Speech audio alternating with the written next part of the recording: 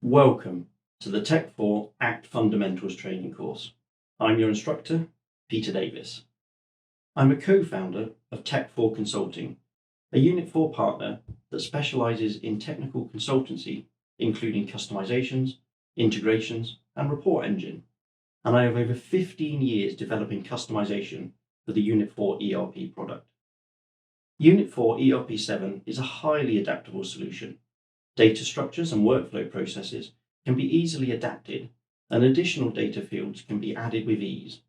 Many aspects of the product can be tailored to your needs via configuration, and aspects like server processes can often be enhanced by AG16s. Alongside this built-in flexibility, there is also a more powerful customization layer included, offering you the opportunity to build new functionality, from simple time-saving validation on screens through to new screens, new server processes, and if you want, entirely new modules. This customization layer is provided by the built-in ACT framework.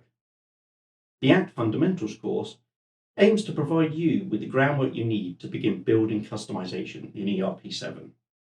I'll take you through creating your first ACT project, getting it running in ERP7, and then provide you with a real-world example. Along the way, I'll explain some of the key components of ACT, so you'll have all the tools you need to begin building your first customization.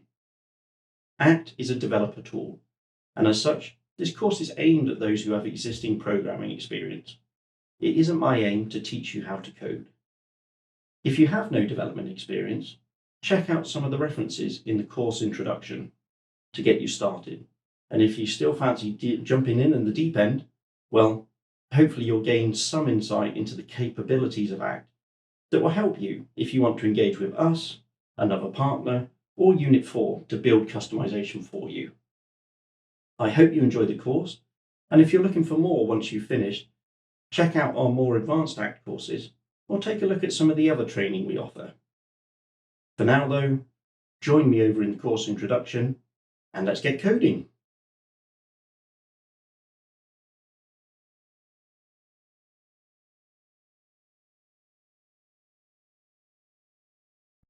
Welcome to the ACT Fundamentals course.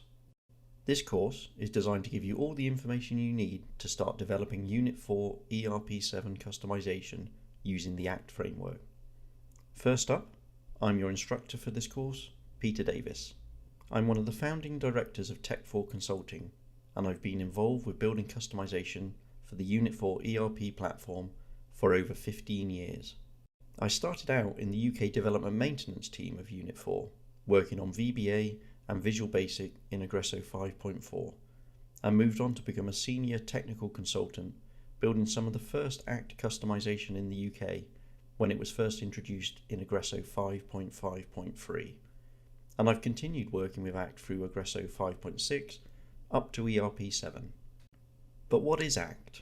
Well, ACT stands for the Agresso Customisation Toolkit, and is a developer framework that allows for the creation and customization of almost all aspects of the product, from screens and server processes right through to web services. It provides an event-based framework, meaning that you can adjust functionality around aspects like validating fields and saving screens, adding additional logic on top of what is already provided. But it isn't just limited to adjusting existing functionality. You are free to create brand new screens and server processes to meet your own specific needs. Customization is created using the C# programming language and the .NET framework. ACT is primarily a developer tool, and you will need existing programming experience to use it to its fullest. Although this course will demonstrate how to get up and running by taking you through creating a C# project and using the ACT framework within that, it is not designed to teach you how to code. So if you have no development experience, you might struggle to follow some of the concepts. Luckily, there is a wealth of information around learning to develop with C# that is a simple Google search away, and Microsoft offers some free online tutorials and courses. So don't worry, if you need to learn some of the basics first, go ahead and do that before moving on to the paid portion of this course. We're happy to wait.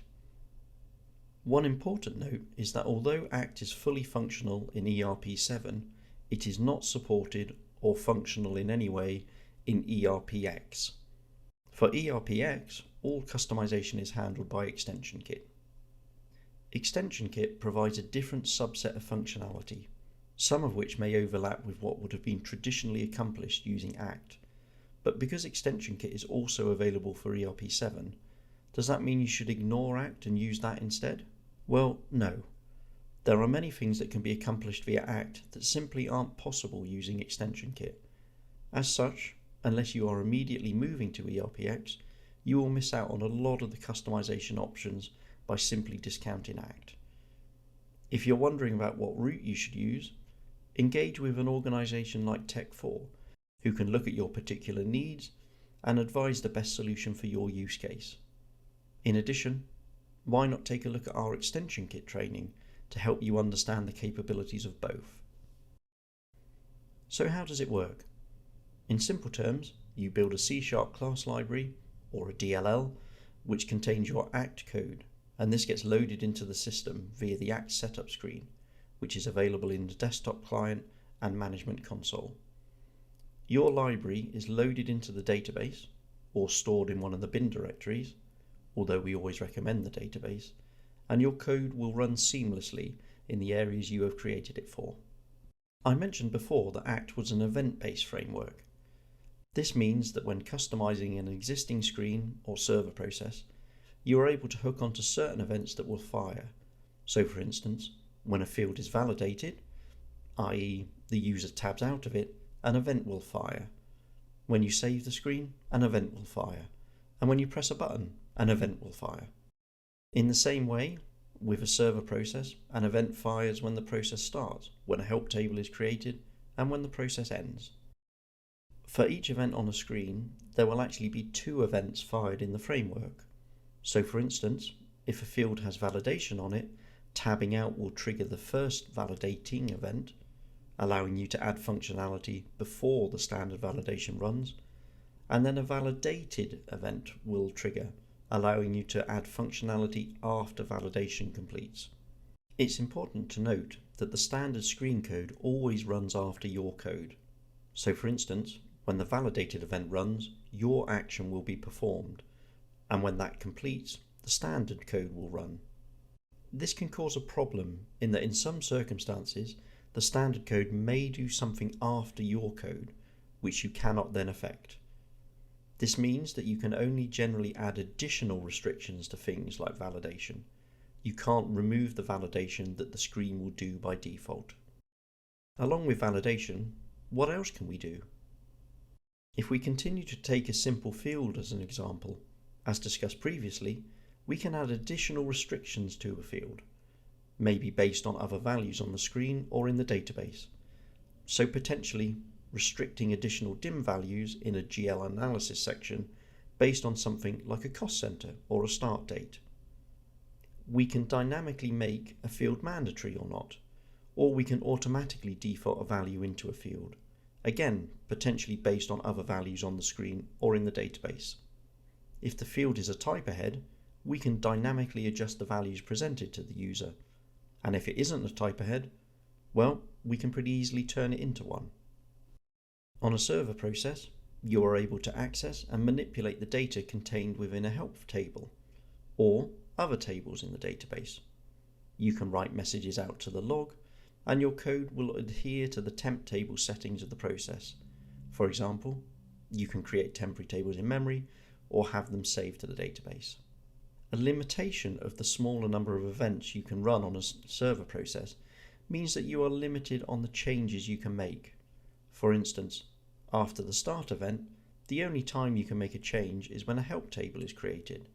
So if you need to make a change to some data before the end of the process, but there are no help tables created after the point in the process that you need to make your change, you won't be able to do that. This can be a limiting factor on the changes you can make, but in general, you should normally be able to accomplish what you need within the events available. It is possible to hook onto some additional events by adding ACT customization to named events, but that is outside the scope of this fundamentals course, instead being covered in the advanced courses, as it isn't something that is needed all that often. One of the common misconceptions relating to ACT is that it's very complicated, and isn't it better to use standard configuration options instead? While that is true in some circumstances, it is often a trade-off. It may well be possible to use IntelliAgent to trigger a process that has Interface Toolkit attached to it to manipulate a file. That then also triggers separate AG16s to manipulate data, etc., etc. And that is a perfectly valid way to do things. Alternatively, you might be able to achieve exactly the same thing with a simple Act server process, where everything is contained in one place. As with everything, neither of these solutions is wrong. It's all about using the correct solution for the particular use case you are looking at. And hopefully, this course should help you determine what is the best thing to use. A key thing though, is that even a simple Act extension can eliminate complex manual processes, and Act, when it's built properly, won't slow down your system, and it is simple to upgrade and maintain. I've written customization using Act in Agresso 5.5.3 that is still running today in ERP7, only needing to be recompiled for the new releases. I've mainly discussed TopGen web screens and server processes, but you can also use Act to customize smart client screens and the SOAP web services, and we'll cover the smart client screens in this course. You can also build new document archive drivers if you want your documents stored somewhere other than the database or in file storage. And you can also build custom authenticators if you want to adjust how people log in, and even brand new public REST APIs. Each of these are coded in C#, but don't specifically use the Act framework, so are outside the scope of this course. However, I wanted to mention them so that you can see that the customization options in ERP7 are extensive. Now, along with all the things you can do with Act, there are some aspects of the system that you can't change, and here are a few of them. Most of these won't be a limiting factor, but they're worth knowing, and we'll come back to things like sharing code between desktop screens and TopGen screens later. At one stage, the beginnings of experience pack customization was put in place, but that is no longer supported, and more recent experience pack screens do not contain the hooks to allow you to customize them at all. As such, you should not be looking to customize those screens, and that won't be covered in this course. In addition, the Unit4 mobile apps also sit outside of the customization layers, so you can't make changes to those. Although the examples in this course are based on ERP7, they are likely applicable in Milestone 6 and Milestone 5, so if you're running an older version, you should find that the app code covered in this course and others will also work there. Importantly, Unit4 will not provide any development support for Act you've created, and any errors or problems caused by your Act will not be supported by them. And it's even possible that your contract could prohibit you from using Act. So if you're in doubt, engage with a partner like Tech4 or Unit4 Professional Services to build solutions for you which will be supported by them. Finally, what exactly is the course going to cover? Well, I'll take you through the steps you need to create your first project from scratch, load that into a Unit4 ERP7 environment for testing, and explain how to debug. We'll look at creating TopGen, Desktop Client, and Server Process extensions, and cover the most important Act concepts you need to get up and running, including creating a real-world example in TopGen, so you can see how quickly and easily you can put these concepts into practice. Hopefully this has given you a good overview of what Act is, how it can be used, and what this course will cover. To be able to develop Act customization, there are several prerequisites. Although to actually build Act customization, all you need is access to the Act DLL and a copy of Visual Studio, this probably won't get you far. Because Act customization can't run outside of the Unit4 ERP7 product, you will need access to some kind of ERP7 environment to test and run your code. Ideally, you will have access to a local environment, and you will see in the examples shown in this course that I'm running an ERP7 environment, including Desktop Client, Business Server, and Web Server, all on a single machine, in this instance, in a Hyper-V virtual machine. If this isn't possible, as long as you have access to a remote environment for testing, you will still be able to follow along with this course, you will just find aspects like testing and debugging more difficult and time-consuming. Having access to a testing environment will also provide you with access to the installation directories where you can access the Act DLL required for building customization. You will need a copy of Microsoft Visual Studio installed and knowledge of C# programming and the .NET framework. As mentioned in the course introductions, Act is a developer tool and some development background is required, or you will struggle to follow some of the concepts. For the Unit4 ERP7 environment, you should use a separate development or test environment, as it goes without saying that you should not be building and testing things against a production environment. The C# project we're creating needs to reference the Act DLL, which can be found in the location shown. These are the business and web server installation directories, but if you use a centrally configured client, the Act DLL should also be present in the directory structure pushed out by that. When I demonstrate setting up an Act project during the next steps of this course, you will see how we reference that Act DLL within our project. Act is not enabled by default, although depending on your installation and who configured your environment, or if you have localization products installed, it may have already been enabled. To check, simply look for the common parameters that start with Act and ensure they have a value of 0. A value of -1 means they are currently disabled. For this course, we will need to enable the 3 parameters shown here to enable Act against the desktop client, server processes, and TopGen. Alongside these 3 parameters, there are an additional set that enable Act against the framework, web services, and the experience packs. Although, as we discussed in the introduction, experience pack customization is no longer supported. You can enable these other parameters if you'd like, but we will not be building any Act for these areas as part of this course. All of the development shown in this course will be carried out using Microsoft Visual Studio. There are paid options for this project, however all the functionality you will need is included in the free Community Edition, so this is the recommended version for following this course. Alternatives to Microsoft Visual Studio are available, like Rider provided by JetBrains, and if you are familiar with a different C# development environment, there should be no reason you can't use that. Just be aware that all the examples in this course will assume you are using Visual Studio. If you are installing Visual Studio for the first time, you need to make sure you check the option for .NET desktop development during the installation process to make sure all the correct SDKs are installed. Although creation of projects, coding of customization, and debugging will be demonstrated, this course will not provide an in-depth guide to all the functionality and features of Visual Studio. Development will be carried out using the C# language and will make use of features and functionality provided by the .NET framework. You will need some development experience to follow along with this course, as Act is not designed as a low-code, no-code solution, like Extension Kit. It is a full developer tool. If you're new to C#, you can find free courses and tutorials on Microsoft's .NET website to get you started. During development of Act, it is very useful to have access to the Unit4 ERP7 database so that you can look up information, check table structures, and test SQL that you might use in your code.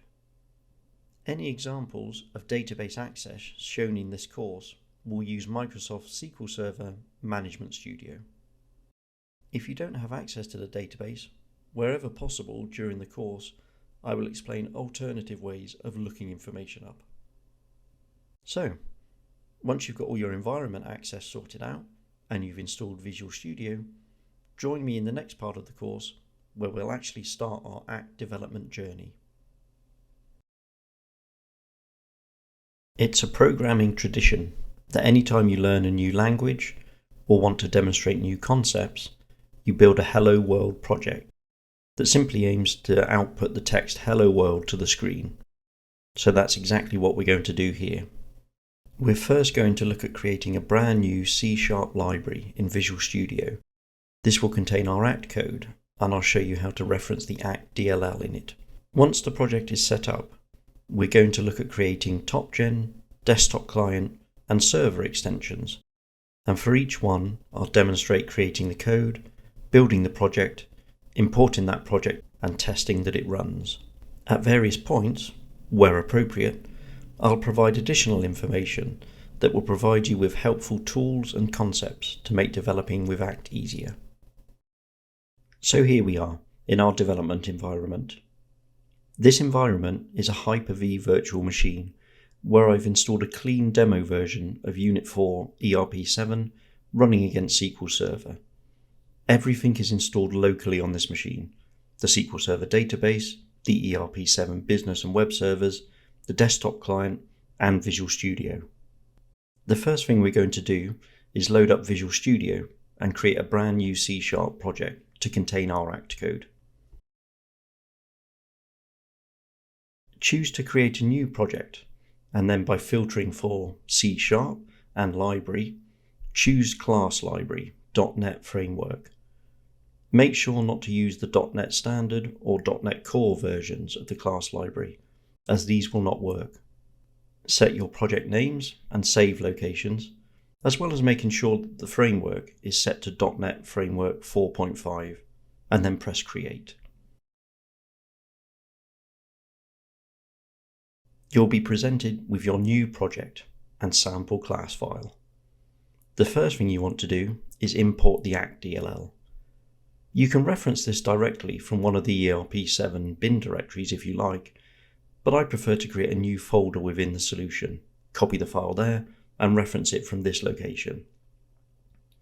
This has the benefit that should I copy the Visual Studio project to another system, I'll still have everything I need to build the project. Once we've imported the DLL, we can add the Act reference to our project, which will allow us to begin building the Act customization.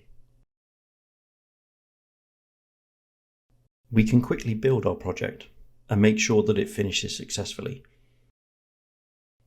And then if we check the bin debug directory of our project, you should see the t4c.act.dll that was created. This will be the DLL that we'll import into ERP7 once we're ready. Now we've got our empty project ready, let's actually create our first bit of Act customization. We're going to create a TopGen extension. TopGen was introduced all the way back in Agresso 5.5, replacing the ASP pages of the old web client and providing a way to run the same screen in both the web client and the desktop client. Let's log into the web client and find a screen to run our Act customization on.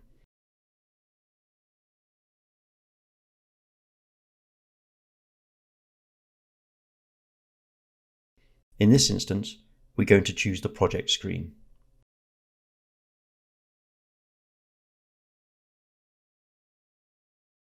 If we hover our mouse over the tab name, it will show us the TopGen ID of the screen, which is TTS001. We need this ID so that we can correctly target our Act customization. Jump back to the Visual Studio project and add the TopGen attribute to our sample class. You can see that Visual Studio offers to add the using statement for the Agresso.interface.topgen extension namespace from the Act DLL we referenced. We need to provide some details to this attribute. There are several overloads, as you can leave some values to their defaults. However, it's good practice to complete all of them. First up is function name, which is actually the TopGen ID of the screen, so TTS001. Next is menu ID. In many cases, the same screen is used for different functionality. So for instance, a transaction entry screen may be used in GL financials, but also for AP and AR transactions. In that case, the screen ID would remain the same, but the menu ID will change. This value lets you specifically target a menu ID, so your code won't just run on every version of the screen.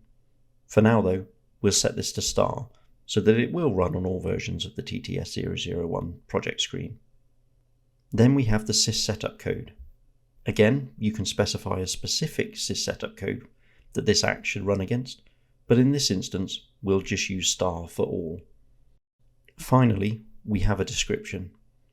This is visible in the Act setup screen and is a useful way for identifying functionality provided by different Act customization. Now we've set our attributes, it's good practice to rename our class to something meaningful. Because this class will just contain code for the TTS001 screen, we'll rename the class to that. So as our project grows, we can easily find functionality by the names of the classes. To gain access to all of the events and actions available to us on the TopGen screen, we need to implement the IProject TopGen interface, and this gives us access to the initialize method.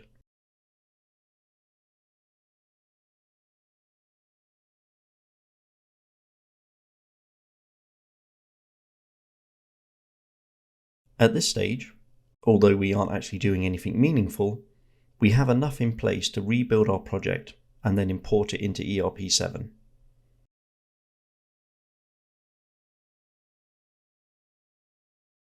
Log in and open the Act Setup screen found in the Settings menu.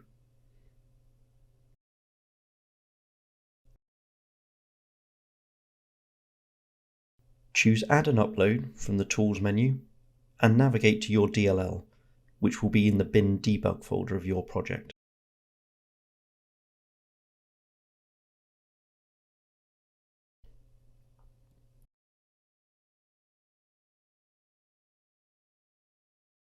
You should now see your Act loaded. Add and Upload places the DLL into the database so that it should be available everywhere.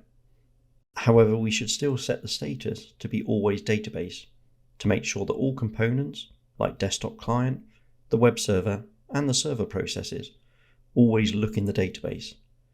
If you leave this as normal load, although that should check the database first, you can run the risk that other areas will be checked, like the bin directory and the .NET cache, which may lead to older versions of your code being run.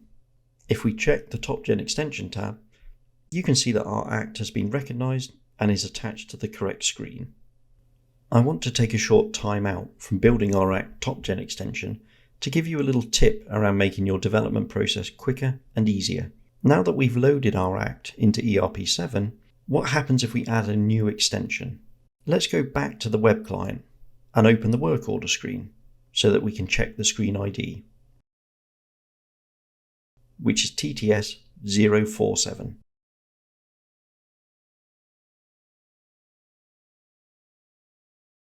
Let's create a new class for that.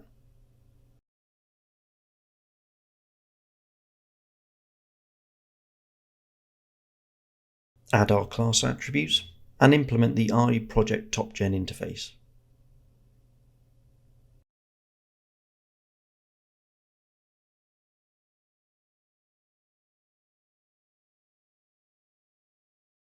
Build our project and then head back over to the Act setup screen.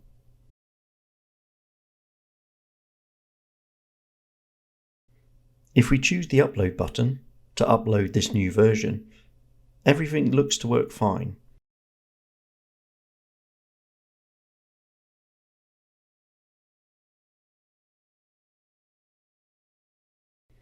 But notice that when we look at our TopGen extension tab, the new TTS047 work order extension isn't shown. The upload function does work fine if we are making changes to existing extensions, but if we are adding new extensions to an existing Act project, we have to delete and fully reload the Act for the new extension to be recognized.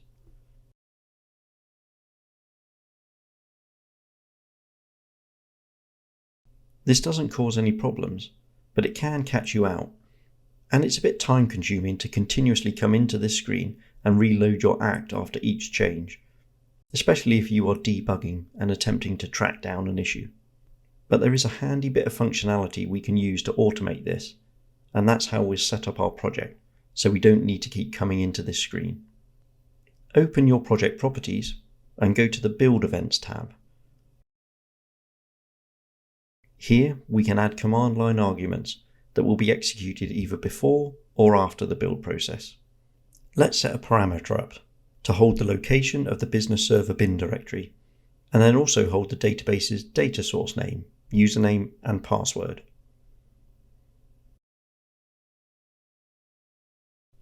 we'll do a check to see if an application called act setup exists in that directory. This is a handy command line tool that provides us with all the functionality we had in the act setup screen, but which we can call automatically when we build our project. Now we call act setup, pass in the data source name, the user ID, and the password. The /u specifies to upload the assembly to the database. /lib caters for assemblies that may contain no act, maybe a common DLL of shared code we want to load. The /sl means set the status to always database. And /c plus the name of the assembly asks the process to clear any matching act out first before loading this version. And then finally we just give the location of the act DLL. Both these steps use some standard Visual Studio environment variables, so we don't need to type the values ourselves.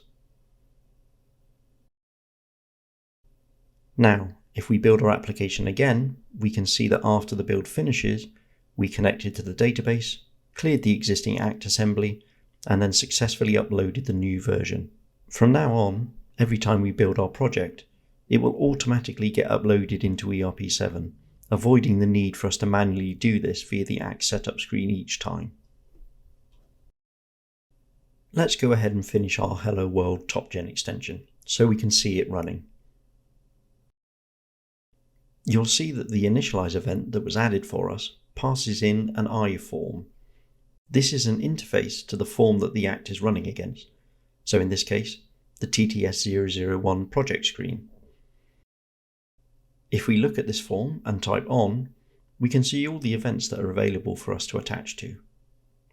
There are quite a lot of them, and as mentioned in the introduction, for most events we get two actions, so for instance a saving and a saved, both called when the user clicks on the screen Save button. As you work more with Act, you'll begin to understand which events you need to use to be able to get your customization running, and during this course, and others, we'll be looking at several of them. For this example, let's find one of the validation events. This will be triggered when a user tabs out of a field that has validation attached to it. We use the validated event.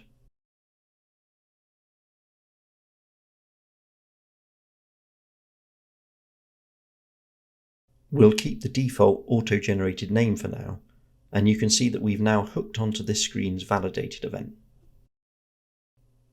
For each event we hook onto, we normally get a sender object passed in, alongside some event arguments. The sender object will generally always be the iForm, so we can cast this back to a variable so it's available to use if we need.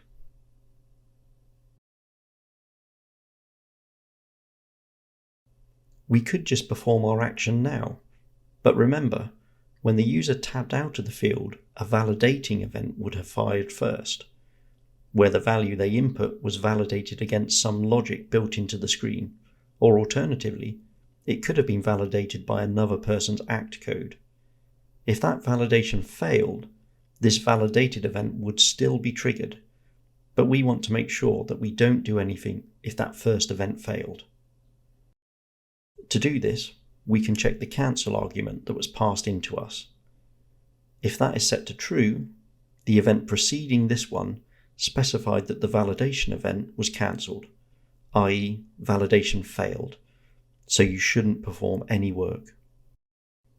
We can adhere to this by first checking to see if the cancel argument is false. If it is, validation must have been successful because the preceding event did not cancel it.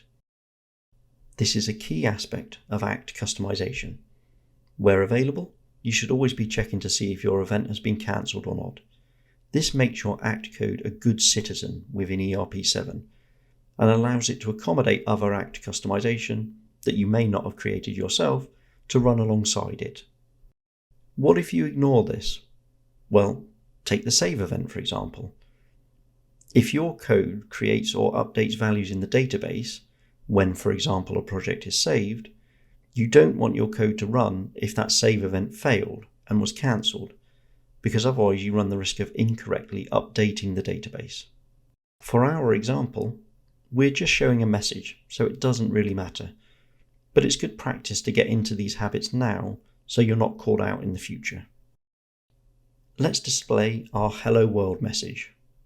For this, we're going to use the CurrentContext functionality provided by the Act framework. This is accessible by including the Agresso.interface.common extension namespace, and the CurrentContext is available wherever we're running Act, so on a TopGen screen, desktop client, or in a server process. As you can see, it provides access to a lot of useful functionality in Act, including a database connection, access to the user's current session, and other items. We will explore the CurrentContext in greater detail in a following chapter, but for now, we're just interested in the message functionality that allows us to write messages to the screen. The message display function includes an optional display type, where you can specify the type of message you want to show. In this case, we'll go for the standard information type, and then we can add our actual message. We'll build our Act project, and then head over to the web client to check if our Act is running. Act customization is loaded and cached whenever the web server starts up for the first time. So because we logged in before we built our Act, we will need to open a console window as the administrator and perform an IIS reset to make sure that the ERP7 web client reloads with our Act in place. This IIS reset could also be moved to the build events if you like, in the same way we did with our Act setup command line call. But I won't do this now, as we'll be building Act in other areas, so won't need it to be run every time. Once the reset completes, let's log into the web client and open the project screen.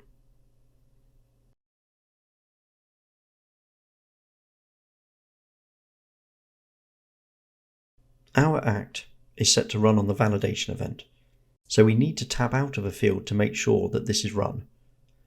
You'll notice this event isn't fired when we use the lookup field. This actually triggers other events that we'll discuss later. But if we try the customer field of the billing information, this does trigger validation, and you'll see that our Hello World message has been displayed. And that's it. Our first piece of Act customization is up and running. We've successfully created a TopGen extension and tested that in the web client. So now let's go ahead and create a desktop client extension. First, let's decide on a screen. And because we used the project screen in web, let's use the desktop client version of that screen. Again, we need to get the screen ID.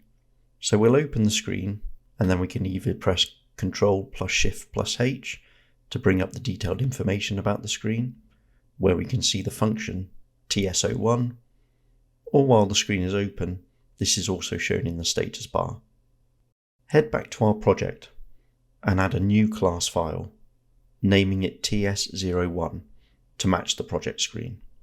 In the same way we did with the TopGen extension, we add an attribute to the class, this time of type view, which is included in the Agresso.client extension namespace. We'll use TS01 as the function name, and we'll use star for the menu ID and sys setup code, as we did previously, finishing with a description.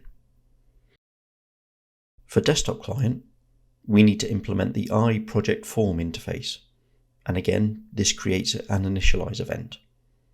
Like in our TopGen extension, we have the iForm passed to us as an argument, but this time, notice that when we look at the events available to us, it differs to the ones we could use in TopGen. We have far fewer events to start with, and if we take field validation as an example, rather than a single global event firing when fields are validated, in the desktop client, we have to directly attach to the event link to each field if we want to interact with them. For now though, let's attach to the post-initialize event, which will fire once the screen has completed loading. Again, we can regain access to the current iForm if we need by casting the sender parameter. But this time, notice that for this particular event, there aren't any event arguments that we need to check. If we're in the post-initialize method, we can assume that the screen is up and running. In exactly the same way we did for our TopGen extension, we can use the CurrentContext to display our message, and that's all we need to do. Build the solution, and then restart the desktop client so that our new Act extension gets loaded.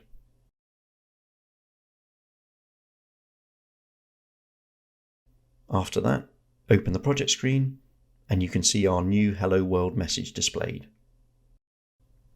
We've now created a TopGen extension and a desktop client extension, so let's finish things off by attaching to a server process. For this, we'll choose something that we can run quickly, so create a new class named GL07. This will be used to attach us to the GL07 batch input process. We add our class attribute again, this time of type report, which is found in the Agresso.server extension namespace. Our parameters for this attribute are slightly different. We start with the report name, which is GL07, but there is no menu ID this time. Instead, we set our sys setup code and then the description of the customization. We now have the ability to set a variant number. We'll use -1 in this example, which means the customization will run against every variant of the GL07 process. But we could have set this to be a specific variant if we wanted to. We now implement the iProject server interface, and as normal, this gives us an initialize event. Instead of being passed an iForm, this time we get an IReport, providing an interface to the report we're running against. You can see that, as we discussed in our introductions, there are far fewer events on a server process, and in general, you normally only need to use the onStart, onStop, and onHelp table created events. For this example, we'll attach to the onStart event, and this time we can gain access to the report by casting the passed-in sender object to an IReport. In exactly the same way we did for the two screen customizations, we can again attach to the CurrentContext to display our message. This time though, because the information display type doesn't really do anything in a server process, we ignore that parameter and just provide the message. This time, surrounded by some stars to help it stand out in the log file. Build our project and head back to the desktop client and order a new GL07. Once the run completes, check the log file and we can see our Hello World message at the start of the process. If you look at the log file, you'll also see additional details regarding the Act extension that the process found to run. Hopefully you've seen how easy it is to get up and running with Act, and we've demonstrated how to create a TopGen extension, desktop client extension, and a server process extension, getting all three up and running in ERP7 in just a few minutes. So let's recap some of the things we've learned in this module about creating our extensions. You use specific using namespaces and class attributes to target your Act customization to a specific type of extension and screen or server process. The class attributes you provide will be shown when you look at your extension within the Act setup screen and are different for each extension type. In our examples, we often use star or -1 to specify all within the class attributes.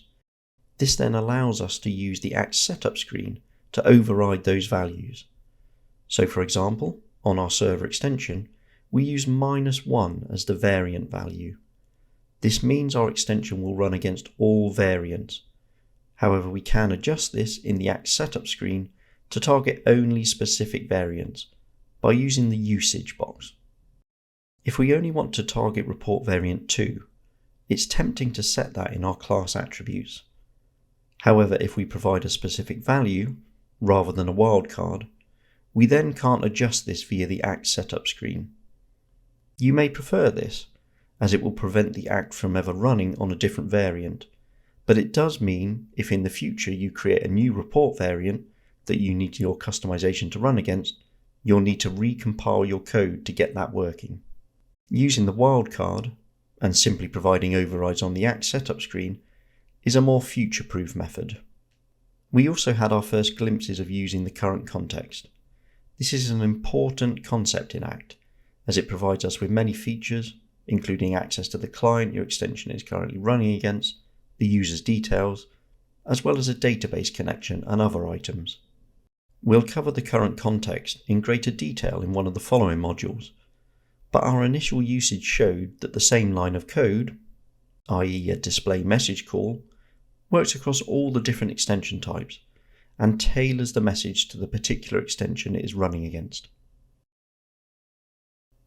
We took our first look at the current context when we created our Hello World TopGen, Desktop Client and Server Process extensions, but we only really touched on displaying messages. The current context is a crucial component of Act customization, as it provides access to the client the screen or server process is running under, the details of the current user, the session related to the current user, and perhaps most importantly, it gives us a database connection, which allows us to run SQL against the ERP7 database. The current context is linked to the extension it's currently running on, so as we saw with our messages, using the same current context message display function in each extension results in a message tailored to that extension type. In our Hello World extensions, we just use the information display type, but you can see that if we use the other display types, these will show different message styles in each of the extensions. This includes the server extension, where error or warning will be automatically appended to the messages written to the log file. If you don't specify a message display type, the information type will be used as default. One of the key things we often need to know when we're building customization is what client we're currently running as. Knowing this allows us to specify the correct client whenever we are performing lookups against the database. You can actually get the current client from multiple sources, either from the current context session or directly from the IForm or IReport of the extension. When a user logs into the web client or desktop client, they may have the ability to open screens for different clients. In earlier versions of Unit4 ERP, the current context session could return a different value to the client associated with the form. This is because the session client would be the client the user logged in as, and the IForm client would be the client of the form being run, which may be different if the user switched their client. It seems that in ERP7, both clients now return the same value, but partly due to habit, I generally always retrieve the current client from either the IForm or the IReport. Along with information relating to the environment, the current context also provides various functions we can make use of. One useful function is the ability to return a system parameter. Let's have a look at this in more detail, so we can put some current context functionality into practice. Let's take a deeper look at one of the functions provided by the current context, the ability to get a system parameter value. We'll return to the project master file that we're already running our TopGen extension on in the web client. Within the analysis section, we've added an additional dim value. This is configured by setting one of the TS-FLD IDs to an existing attribute ID. In our case, a new attribute ID of T4C1. Let's return to our TopGen extension and use the getSystemParameter function.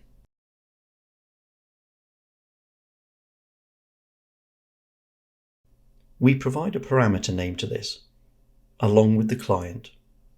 As we've just discussed, we can retrieve this from either the current context session or the IForm, and in this case we'll use the client provided by the form. We set the system parameter value return to a new variable. As a final step, let's output that value to the screen to make sure everything is working. Run the IIS reset command and then rebuild our project to make sure the web client will reload it. Now if we go back into the project screen and get the validate field event to run, we can see that our Act correctly retrieves the system parameter value. Being able to look up information, like system parameter values at runtime, means that we likely don't need to hard code values like this into our customization. This would require an update and recompilation if it was to ever change. Instead, changes can be made via standard configuration, and we know that our act will always use the correct values. If we return to our TopGen extension, notice that the getSystemParameter function returns a bool. If the system parameter you're looking for is turned on, the function will return true.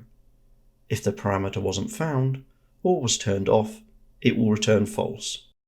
We can make use of this to only display our message, or in a more complex customization, perform an action, if the parameter is enabled. Let's try this by wrapping our getSystemParameter call in an if statement. Perform an IIS reset again, and then rebuild our project.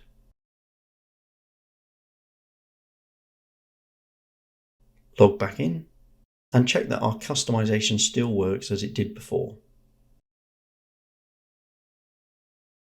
Now open the system parameter screen and reset our parameter to be inactive.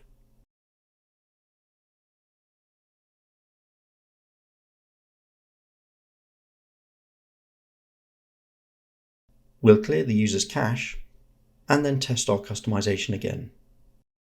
You can see that in this case, no message was displayed, so our customization correctly identified that the system parameter was no longer active. Let's look at some other useful functionality provided by the CurrentContext. As you can see, the session also provides us with the current user's user ID, username, and the system setup code they're currently running under. As with the client, this can be useful pieces of information if we need to perform lookups in the database. Speaking of which, the CurrentContext provides you with a database connection so that you can run SQL queries against the ERP7 database. I'll provide you with a quick example of running SQL queries against a database in a following module, but I'm not going to cover this topic in detail right now, as it can be very complex and really requires a good understanding of writing SQL and the structure of the ERP7 database. For now though, there are a couple of important things you should note. Similar to AG16's, this database access is effectively unrestricted. You can query any database table you want and are free to perform insert, update, and delete actions if you want. Alongside this, even though the CurrentContext knows the user ID and client associated with the current session, when making database queries, any lookups will simply run the SQL you write. No additional data control is provided, like if you were to use Query Engine Browser in something like Report Engine. So any restrictions you need imposed on the data will need to be manually coded based on the values available to you. This is one of the key aspects to why Unit4 will not support any act customization you write yourself, in the same way they generally don't support AG16's, because you have the ability to make whatever changes you want. When I demonstrate some of this database access functionality, I will provide ways you can mitigate problems and avoid things like SQL injection issues. But this is a warning that there be dragons here, and you should really have developer level experience of writing SQL queries and good knowledge of the ERP7 database before jumping into this. An important tool for any developer is the ability to debug their code, and when building act customization, this is often crucial. Because customization is running within the constraints of existing business logic, it is often necessary to debug your code to be able to see what impact standard functionality is having during the user's interaction with a screen. You can debug a TopGen screen to determine its structure, what the field names are, and what data is available to you that may not be visible. In addition, you can check what events are firing as the user tabs through fields and presses buttons. In the examples I'll be showing here, I'm debugging against an environment that is running locally.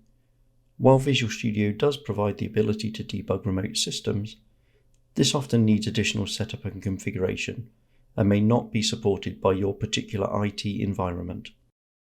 Because of this, remote debugging is outside the scope of this course, and if you have no way to run your code against a local environment, you may need to instead write out significant amounts of debug messaging to the screen to help with your analysis. I'll demonstrate debugging for each of the extensions we've built so far, but first, let's briefly discuss how this is done. Firstly, you'll need to make sure that you are building your code using the debug profile in Visual Studio. This is the default profile when you create your project, and is what we've been using so far in our examples.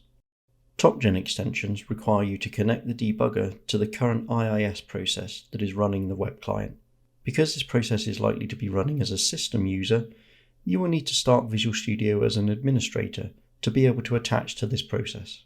Once that's done, it's a fairly simple task to attach to the W3WP process that you'll find running and then begin debugging. In the same way, debugging the desktop client simply needs you to start the client and then attach to the running Agresso.exe process. Server processes are more complex. Although it is possible to debug them in the same way as the other extensions, this time by connecting to the run server.exe process, often there is a timing issue with this, and you might find that in the time it takes you to find and connect to the process, it may have already completed. Instead, for server extensions, we run the process normally, then retrieve the command line details from the log file, and use those within Visual Studio to manually call the run server process. Let's take a look. First, we're going to debug our TopGen extension. We relaunch Visual Studio, this time by right-clicking and running as the administrator, so that we have the permissions needed to connect to the IIS process.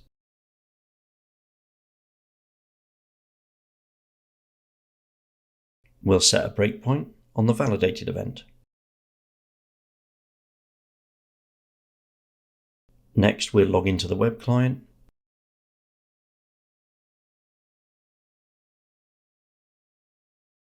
And now return to Visual Studio and open the debug menu, choosing the option to attach to a process.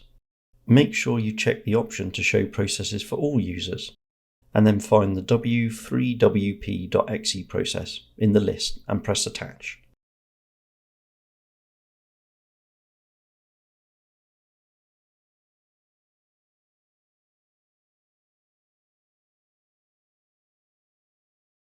We're now attached to the web server, so return to the web client, open the project screen, and trigger the validate event.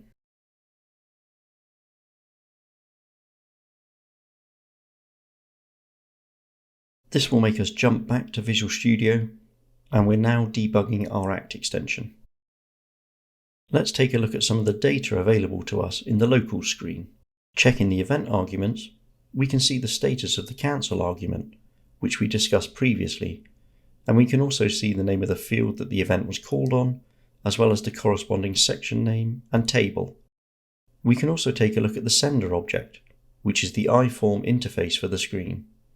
This includes a huge amount of detail that we can make use of. We can see the screen ID and the menu ID, and we can also jump in and look at the structure of the screen. So look at all the sections that make up the screen, their names and corresponding fields. We can also see further details about the sections and fields, for instance, whether they are hidden or visible, or read-only or editable.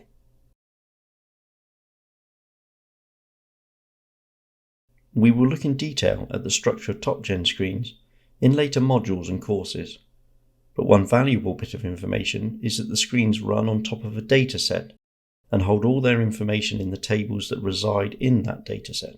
Let's look at the customer ID field we just triggered the validation on. This is held on the ATS project table in the screen's dataset, which is based on the database table of the same name. If we look at the data property of the iForm, we can see all the tables held in the dataset, including the ATS project table, and then all the columns held within that. Much of this information isn't actually shown on the screen, but it is still all available to us via Act. With Desktop Client, we don't need to start Visual Studio as an administrator, but most of the other steps are the same as they were for the TopGen extension.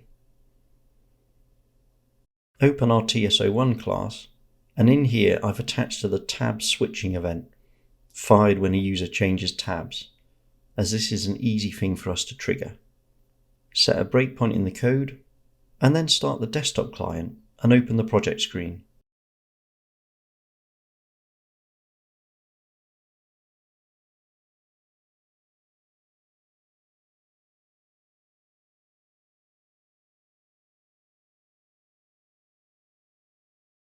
Go back to Visual Studio and open the Debug menu again, and this time find and attach to the running Agresso.exe process. Now if we choose a project and then change tabs, we will jump back into our breakpoint in Visual Studio. Similar to our TopGen extension, we can examine our event arguments, which shows the number of the tab we were on and the number of the tab we're moving to.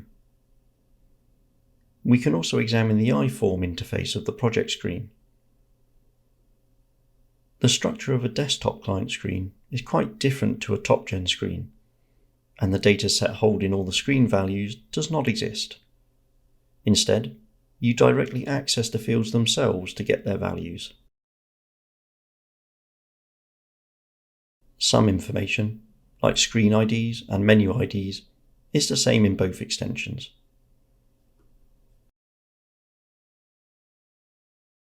Server processes need to be debugged in a different way.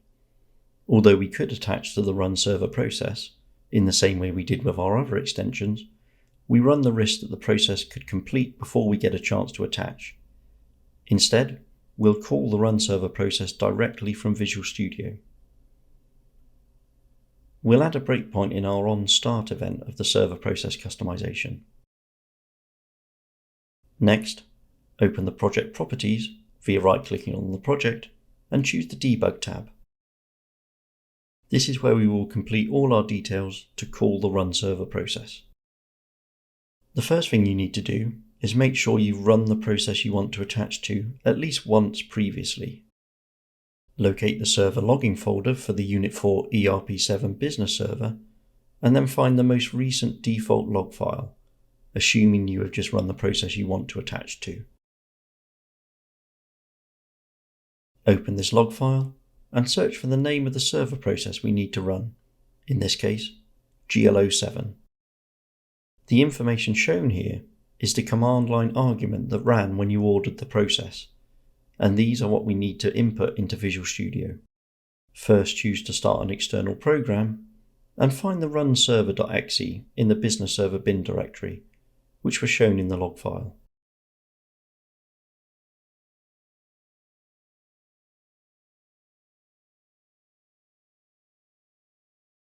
Next, grab the command line arguments from the log file and copy those into the command line arguments in Visual Studio.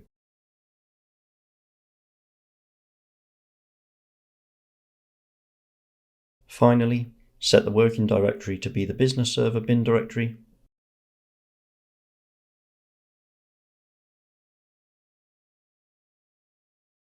and we're all set.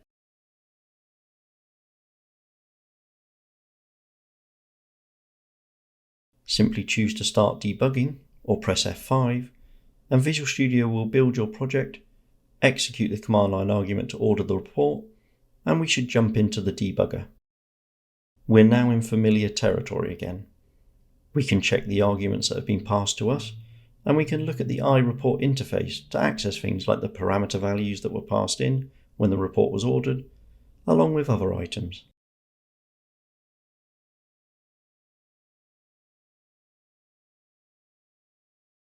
We hinted at database access earlier in the course, but let's take a moment to actually look at how this is accomplished. While you can build customization that simply manipulates screen data, it's likely that in almost all situations you will want to at least retrieve some data from the database. Certainly in a server process extension, you will have to interact with the database in some way, be it standard tables or help tables created by the process itself. In all situations, if you have access to the current context in your act code, you will be able to access the database. And for TopGen and desktop client screens, you will exclusively use the current context. This provides several functions relating to reading values, but also includes an execute function to run any SQL statement. The current context will also provide you with the option to use database transactions, which you should always use if you're updating or inserting values into system tables, as it will allow you to roll back the transaction if you encounter any errors. The CurrentContext also provides you with an IStatement interface, which allows you to write SQL statements using ASQL, which will be automatically parsed into native SQL depending on the database you are running against, either Microsoft SQL Server or Oracle. While you can use the CurrentContext in all extensions, with server extensions you can also gain access to the database using the DbAPI functionality, which is provided by the IReport interface. This DbAPI contains some additional functionality not provided in the CurrentContext around aspects like help table access and database cursors. In general, when creating server extensions, you should always use the DbAPI. However, there is no restriction, and you can use the CurrentContext, or indeed a combination of both, which can be useful if you want to gain access to the IStatement functionality within a server extension. Finally, and as we've discussed previously, database access should be approached with caution. You are free to write whatever SQL statements you want, including inserts, updates, and deletes, against any table within the ERP7 database. In addition, no data control is provided for the SQL you write, so you must make sure you implement this yourself based on the data, like client and current user, which is provided by the screen or process you are running ACT against. And because of this, you should have a good understanding of both writing SQL statements and the structure of the ERP7 database before you begin performing database access functions. Let's take a look at how database access works. Although we could demo this on a screen, it's actually easier to demo on a server extension, as we can show examples of both the CurrentContext access alongside the DbAPI access. For this, we're going to continue using the GLO7 process, as this will allow us to actually look at making changes to data as part of that process. It will not be a real-world example, and the changes we'll make you would likely be able to fix using other configuration or setup. This is purely an example to demonstrate how to use the data access functionality that is provided in ACT. We've loaded some data into the batch input table, and along with this, we've created a new attribute called batch source, which has a cost center as a relation, and then we've added a cost center to each of the attribute values for batch source. If you look at a run of the GLO7, you can see that this has failed because whoever loaded the data populated the batch source into cat1 where the cost center should be. And this is confirmed by looking at the batch input maintenance screen and the account rule setup.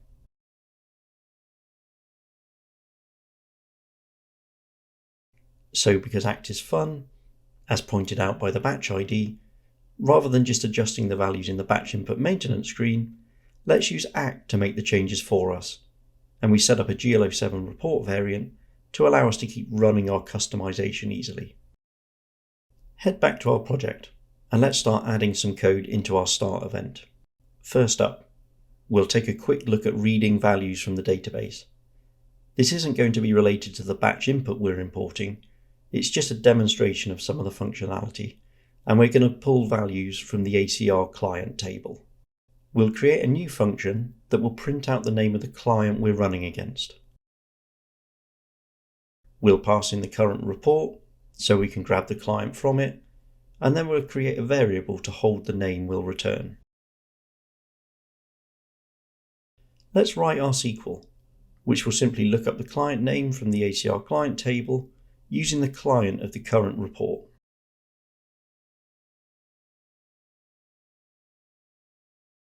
The CurrentContext provides us with a function, readValue, which, as the name suggests, is designed to return a single value from the database based on the SQL you use.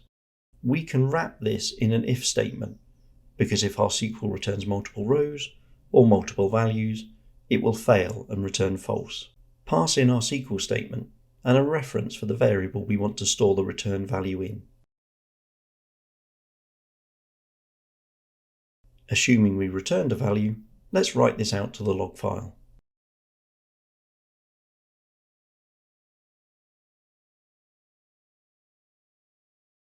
Make the call to our function, rebuild our project, and then let's run our GL07. Once it's run, check the log file, and you can see that we correctly return the name of the client. Now, although there is nothing wrong with the way we've written this, it works fine. We could improve things. Let's use the IStatement to create our SQL. Look at the read value function again, and you can see that it includes an overload to pass in an IStatement. The IStatement provides us with lots of useful features. Primarily, it allows us to write our SQL statements using ASQL. This will then be parsed by the IStatement based on the database you're running, either SQL Server or Oracle, and will generate database-specific SQL. ASQL is a custom variation of SQL provided by Unit4, which allows cross-platform SQL statements to be written. It is supported in AG16s, Report Engine, and ACT using the IStatement. Alongside ASQL, the IStatement also allows you to use parameters within your SQL statement, and this in turn provides protection against things like SQL injection, which is useful if you're passing through values from screen input directly into your statements. Take a look at some of the functions. We have append and assign, which provides string builder-like functionality for building up your SQL statement. And you can also see that there is a use AGR parser property, which by default will be set to true, but I'll often set this manually so I can change between if needed. With this set to true, any SQL statement we write will be treated as ASQL. Let's write the statement again, but this time just like we would with a string builder.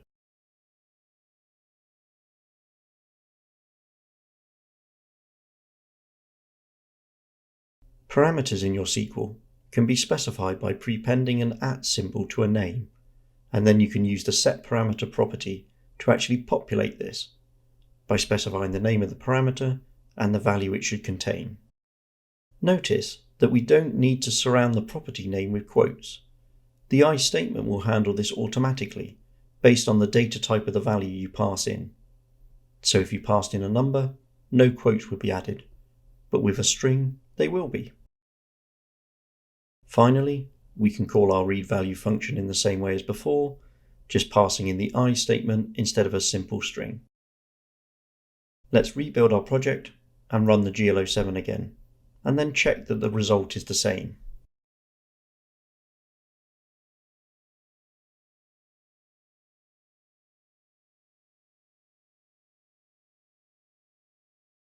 We'll follow up on reading a single value from the database by reading multiple values and rows. In a server extension, we probably wouldn't do things in the way I'm going to show in this example, because we may well be dealing with massive amounts of data, so we'd likely build help tables and then perform updates between those tables and others in the database. But for screens, where generally data volumes are smaller, we may want to create a new data table within our TopGen screen dataset, which contains a number of rows we'll use later. So let's create a new empty data table, which will require the system.data namespace, and we'll use this for storing the results of our SQL. As we did previously, let's create an IStatement. And now we'll build our SQL. This time, we're going to again query the ACR client table, but we're going to return both the client ID and the client name of all the clients it holds. In general, this is bad SQL, as we're not restricting our results in any way, but because this is just an example, and we know that there aren't many clients in the system, we can get away with it as a demonstration. Now we can use the CurrentContext read function, which returns the number of rows it generated and populates the empty data table. Let's print out how many rows we returned, and then we're going to loop through the data table we've created and write out all the values to the screen.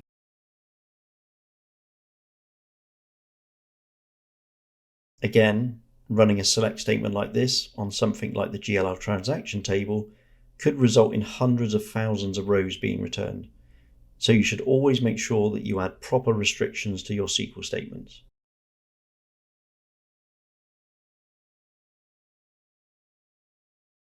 We'll call our new function, and then let's rebuild our project and then rerun our GL07.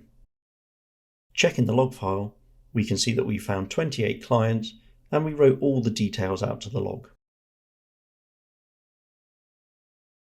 So far in this chapter, we've simply read values from the database, but this hasn't fixed any of the errors in our batch input, so let's turn our attention to that. In most circumstances, you shouldn't really be directly updating system tables. This is especially true for transaction tables. In those circumstances, you should always be looking to push data through standard processes. For example, if you were creating a brand new custom server process or screen, which is designed to generate new GL transactions, rather than writing directly to the transaction tables, you should create those transactions in a batch input table and then call the appropriate process, like the GL07, to actually create things for you. That way, you ensure that all standard processing and validation takes place.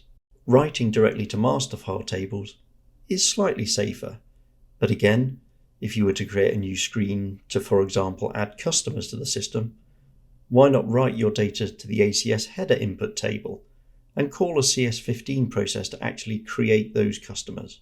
In this example, we're going to adjust values within the ACR batch input table, as we know that those values will still be processed and validated by the GL07, so we should be safe. And also, if we were using the batch input maintenance screen to make our changes, that will be doing exactly the same thing. First up, we're going to copy the batch source attribute value from dim1 to dim5, which will be correct for the account rule. We create a new function, but this time we want to make sure we only update the batch that the GL07 process is running for. If we don't use this, then we're in danger of making changes to other batches that may not be relevant. If we look at the log file for the GL07, we can see that there is a batch_ID parameter, and we're going to use the getParameter function provided by the CurrentReport to retrieve this value. Next, as before, we'll create an IStatement. And then we'll write our update SQL statement, which will set dim5 to be equal to dim1 for the batch specified by the batch ID parameter. We'll also add a check on the client, as in theory the ACR batch input table could contain two different batches with the same batch ID but for separate clients, and we want to make sure we only update the one appropriate to us. In general, client will always be a parameter used in your SQL. It is almost always part of the unique index on ERP7 tables, so there are very few situations where you won't want to restrict your SQL statement with this. Using client and batch ID also allows us to demonstrate that we can add as many parameters to our IStatement as we want. Now we'll call the CurrentContext execute statement, which simply takes our IStatement and returns the number of rows it updated, which will then print out to our log file.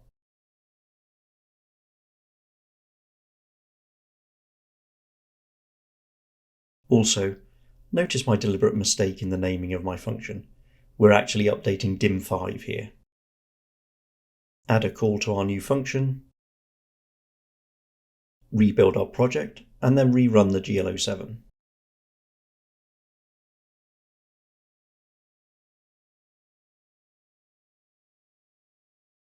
If we check the log, we can see that our process correctly updated 2 rows. And then if we refresh the batch input maintenance screen, we can see that our dim5 is now populated. But the batch still errors. That's because we haven't fixed the dim1 value yet. So let's go ahead and do that next. So we're now going to update the dim1 value of our batch input. The same way as before, we need to get our batch ID so that we only make changes to the batch the process is running against. Now so far, we've used the CurrentContext to run all of our SQL statements, but this time we're going to look at using the DbAPI, which is provided by the IReport interface. If we take a quick look at this, we can see several new functions that didn't exist in the CurrentContext, like creation of a table, fetching cursors, getting the next available name for a help table, and then functions to update tables. We could have performed these actions using the CurrentContext, but we would have needed to write the SQL ourselves. In a server process, some of these actions have helper functions because they are more commonly used. In this example, we'll look at one of these, the update table function, which provides a wrapper around an update SQL statement like we used previously.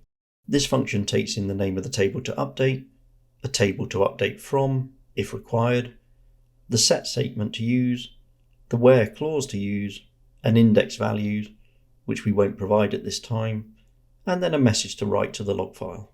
Because the set statement, where clause, and table names will all be provided separately, you'll probably want to plan out your SQL beforehand and then separate it into chunks.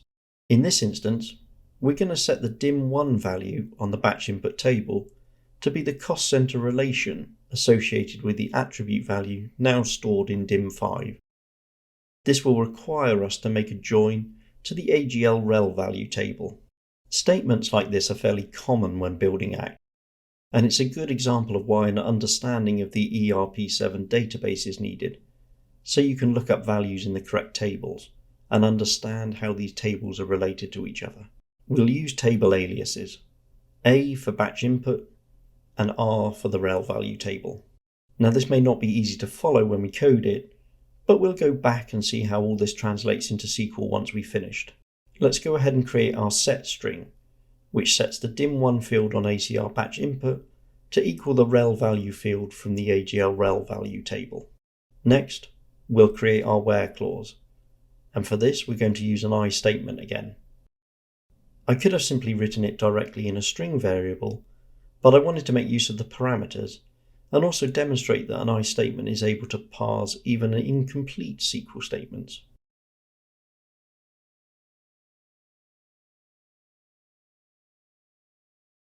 Where we're passing in our attribute IDs, in a real-world situation, we probably want to read these from a system or report parameter so that they could be changed without us requiring to update the code. But we're going to keep things simple for the moment and cover those sorts of topics in the more advanced courses.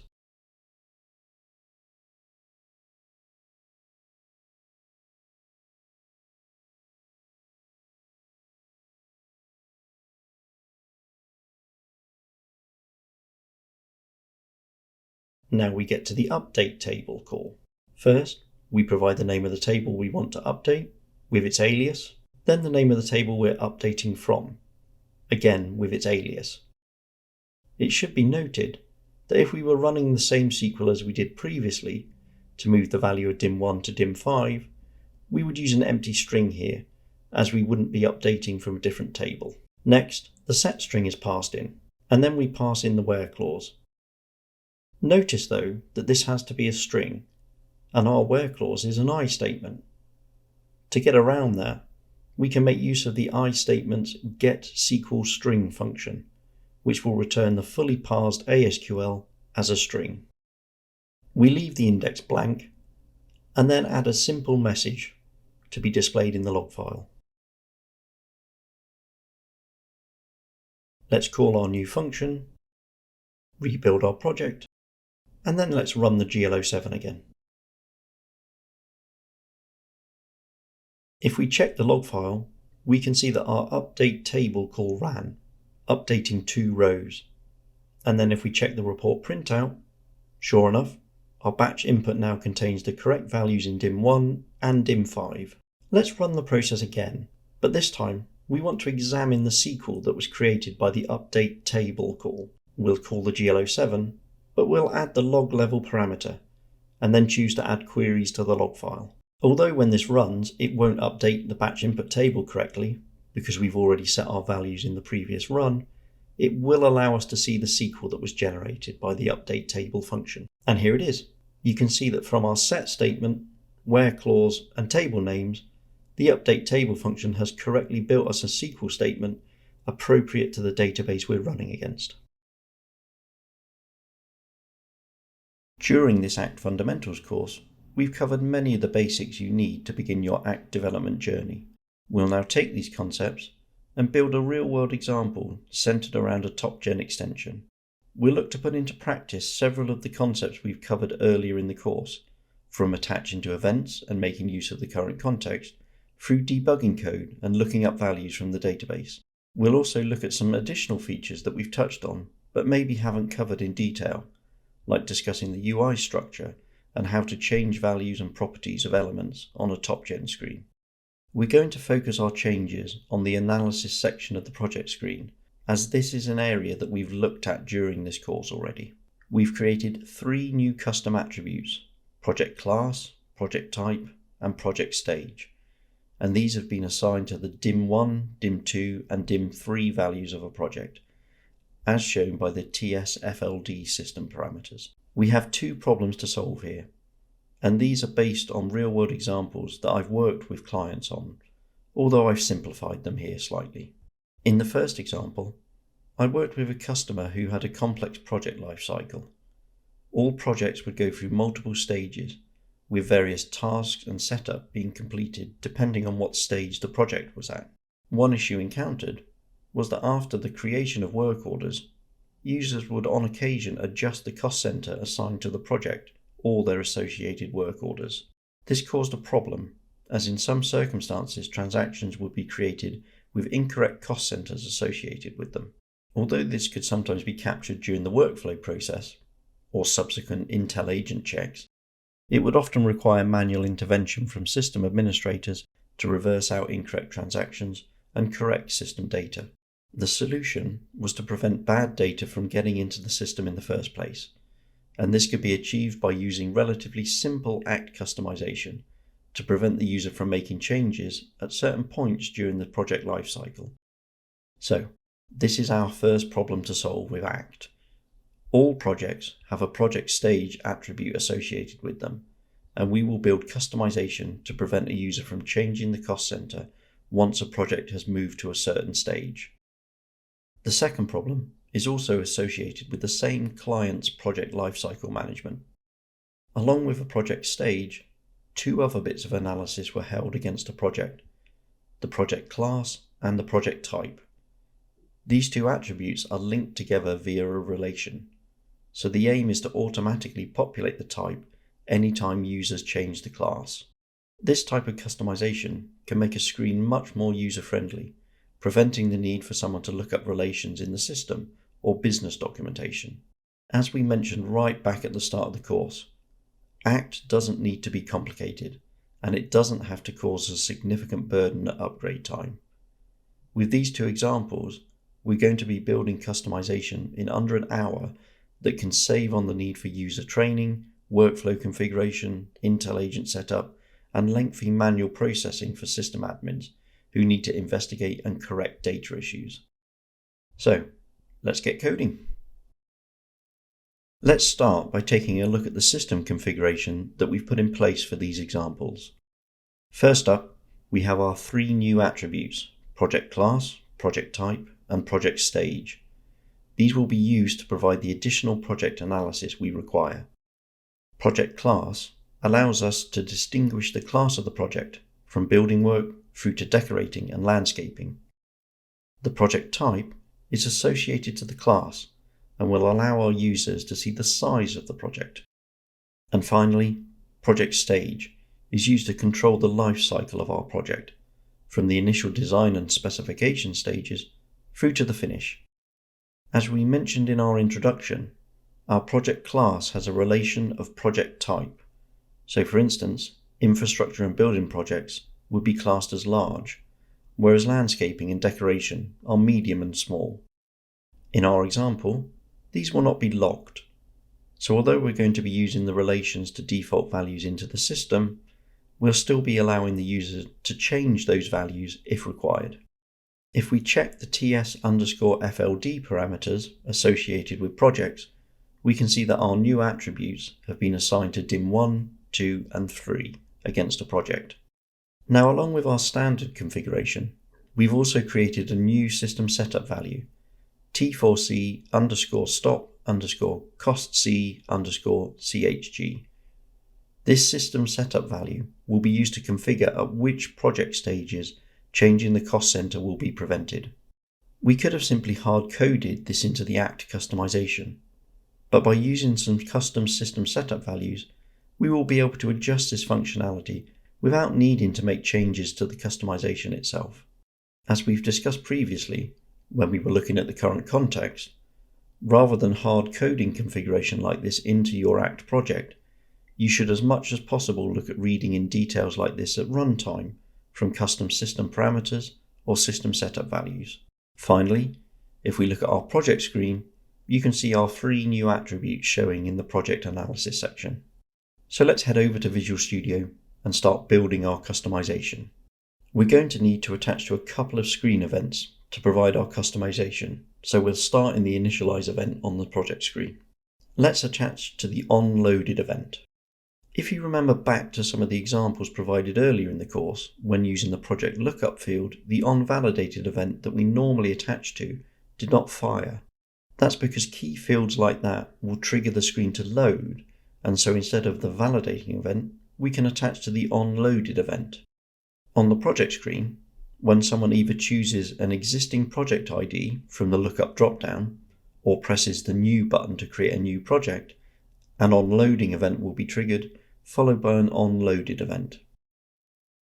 Now, when building customization, you want to prevent errors in your code from causing errors or crashes on the screen that you attach to. So against each screen event, it's always good practice to wrap your code in a try-catch block, writing any errors out as messages to the screen. This is especially applicable if you're developing Act customization to be installed in a Unit4 managed cloud environment, where the cloud review team have error messaging like this as a requirement. One thing to note though, is that in the standard application, by default, the level of error messaging reported to the user is often limited by the error detail level specified against the web application itself. This will often prevent complex errors, like stack traces, from being shown to the user. In this example, we're just reporting the entire error message, but you may want to limit the details you show to conform with standard functionality. Adding our error catching at the event level like this means that we don't need to include try catches throughout all our functions, as any errors will be caught at the event level. The only exception I would suggest is that adding try catches to the database access functions might be good practice.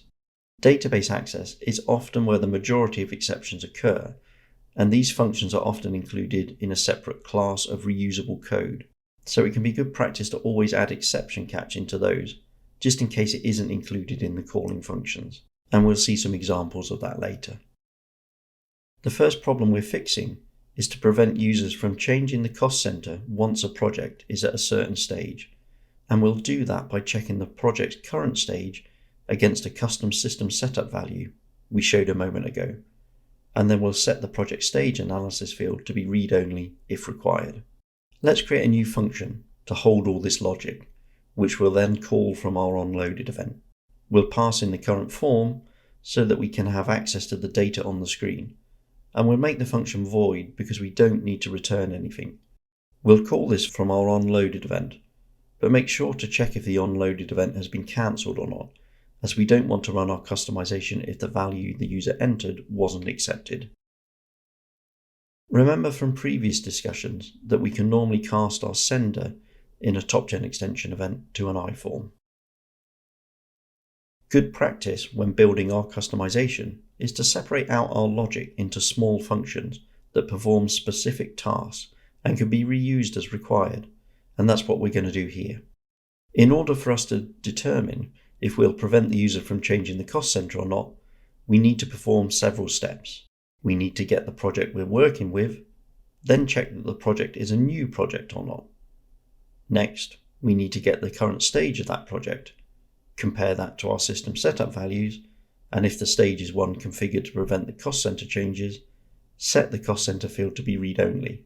We'll wrap each of these steps in its own function, and let's start with getting the current project from the screen.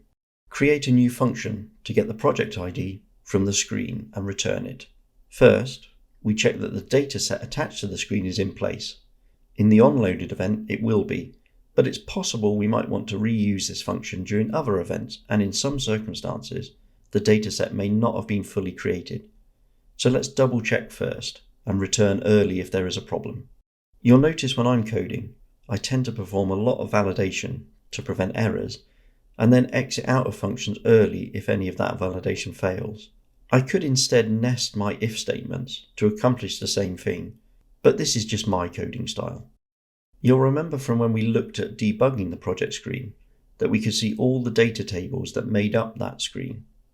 At a fundamental level, TopGen screens are all based on a dataset containing data tables for all the sections that make up the screen. These data tables represent the actual database tables held in the ERP7 database. So because this is the project screen, we know that projects are held in the ATS project table. So let's check that this table exists in the dataset and that it contains a row. If the table exists and we've got a row, go and grab the project field from it and return that. The project field will be either an existing project ID that the user looked up, a new project ID that the user has typed in, or the text new enclosed in square brackets if the user has chosen to create a new project and auto numbering is in place. How do we know what tables to look at in the dataset? Well, primarily we can get this by debugging the screen to look at the dataset, and then we can check the database tables themselves to check where the data will be. As mentioned previously, the data tables within the screen dataset will mimic the tables in the database, but they may include a couple of additional columns specific to the screen functionality, like whether a row is marked.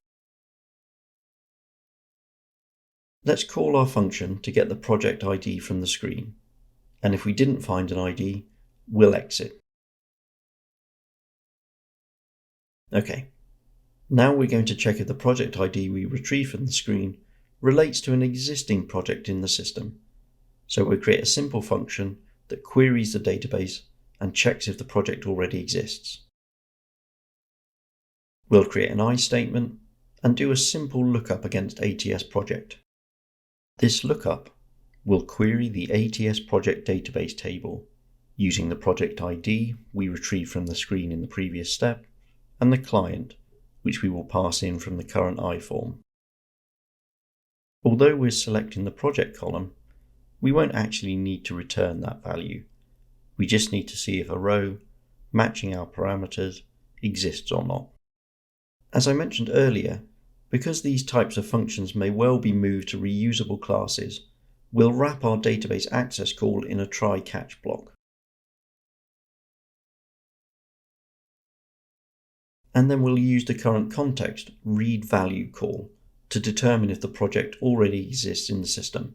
Note that in this case, we don't actually need to return a value from the database. All we need to know is if the project exists, which it will if the read value returns true. Call our project exists check, and we'll return if we didn't find a project.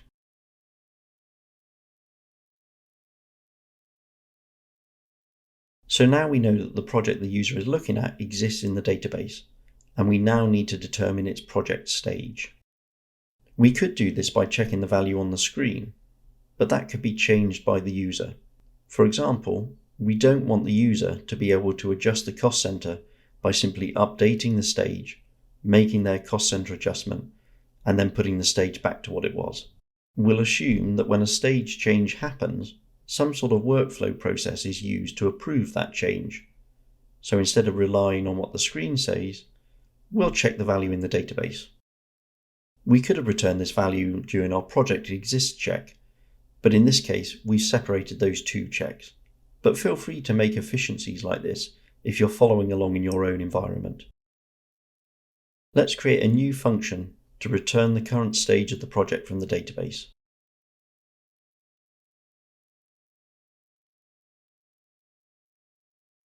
Again, we use an IStatement.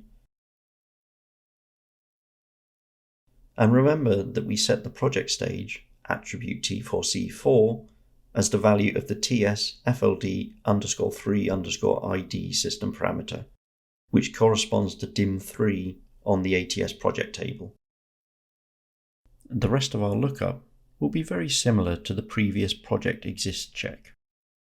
Again, we'll be querying the ATS project table in the database, passing in our project ID and client values as we did before.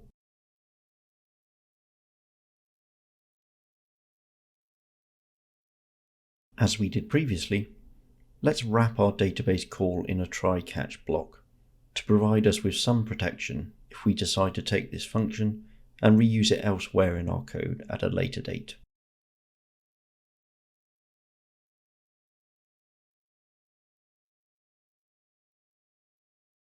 Instead of just returning true or false, depending on whether the read value call found a row in the database, we'll be returning the actual value held in dim3.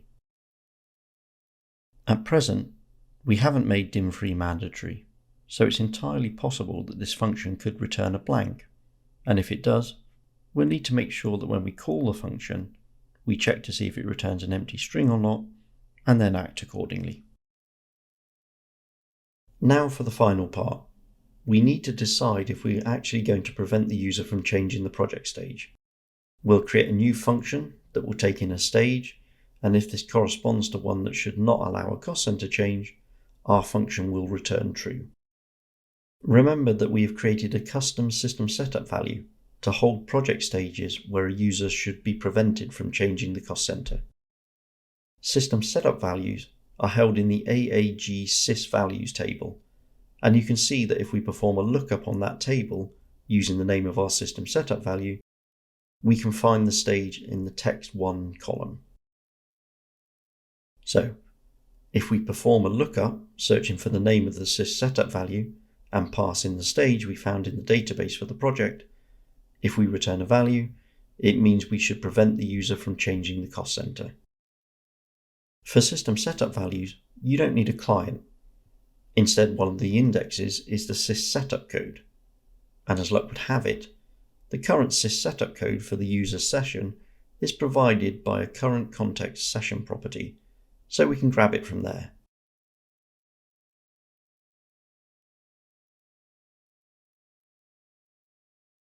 I know that this is getting a bit repetitive now, but just as before, we're going to wrap our database access call in a try-catch block.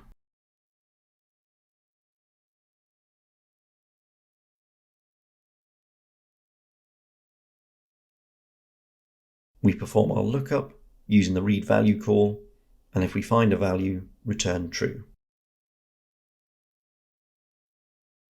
Let's call our function, and if it returns false, we don't need to perform any further actions. We can just return. We're almost finished.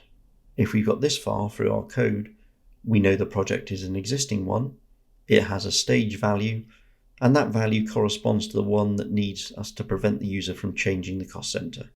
Let's have a look at the screen again. Here's the field we'll need to set to read only. But to be able to do that, we need to know not only the name of the field, but the name of the section that holds that field.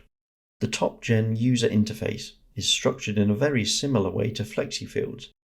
You can think of a TopGen section as a FlexiField group that is either a single field section or a table section.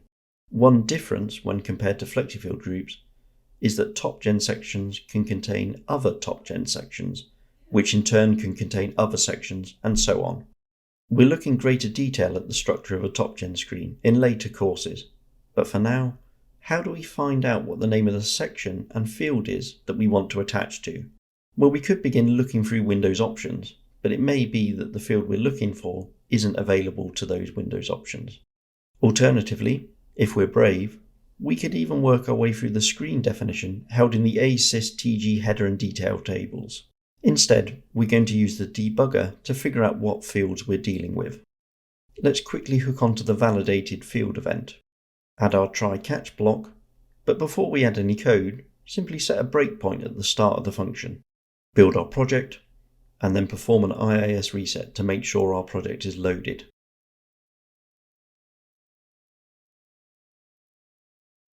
Log back into the web client and open an existing project. Now, if we go back to Visual Studio, we can attach to the IIS process as we did before when we covered debugging a TopGen screen.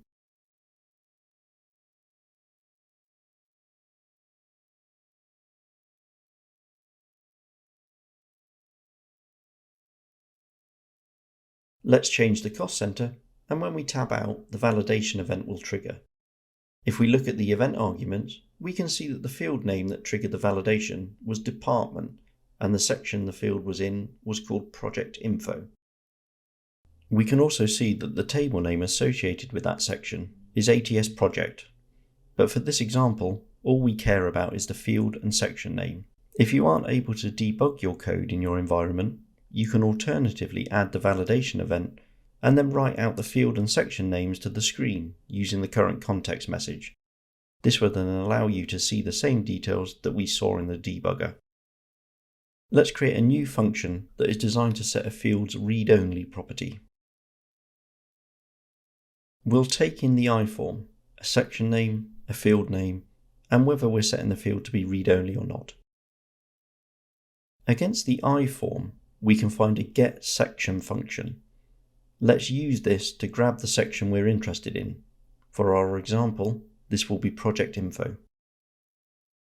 Just like when we were accessing the form's dataset, we'll check that this worked, and if it returned null, because maybe we accidentally called the function with an incorrect section name, or alternatively we called it at a point when the screen wasn't fully rendered, we'll just return from our function. Next, we can see that the ISection interface we got back contains a getField call, which we can use to attach to the department field. Again, we'll check this actually worked, returning from the function if it didn't. It's useful to note at this stage that just about everything that makes up a TopGen screen is an ISection or an iField. An ISection could be a single field section, a table section, a dialog section, a chart section. These are all ISections, but the section type property will allow you to distinguish between them and perform actions appropriate to the type. In the same way, a text field, number field, date field, label, or even a button are all iFields. They just have a specific field type. This means that the getSection and getField commands will be used no matter what type of section or field you are attaching to. We'll cover these different types when we take an in-depth look at the structure of a TopGen screen in later, more advanced courses. For now though, we've hooked onto our field, so set its read-only property to be either true or false based on the parameter we passed in. So now we call our setReadOnly function, passing in the appropriate section and field names. And that's it. Our customization is complete. We get the current project from the form. We check if that project exists in the system. If it does, we get its current project stage. We check if that stage is one we need to prevent from altering the cost center. And if it is, we set the cost center field to be read-only. So let's go ahead and rebuild our project. Perform an IIS reset.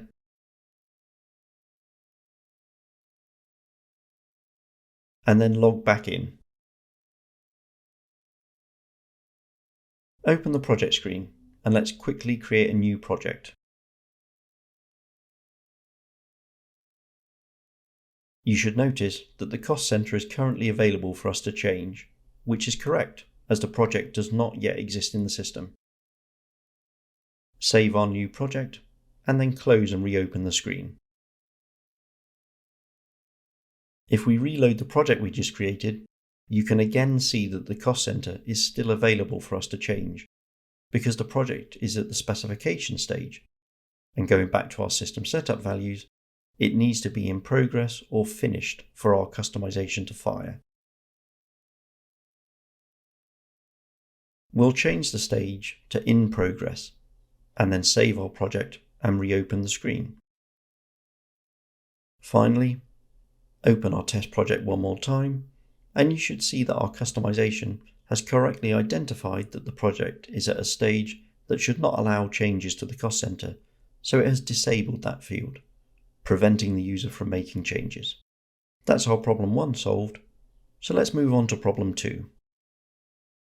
In the previous example, we looked at reading in values from fields on a TopGen screen, using those to look up values in the database, and then adjusting some UI components based on the results. These are some of the core aspects to the majority of TopGen customization. However, one topic we didn't cover was updating values on a screen, and that's what we'll be looking at in this example. Let's look back at the GL analysis section of our project screen. We have our project class field and our project type field, and we can select whichever values we want in these.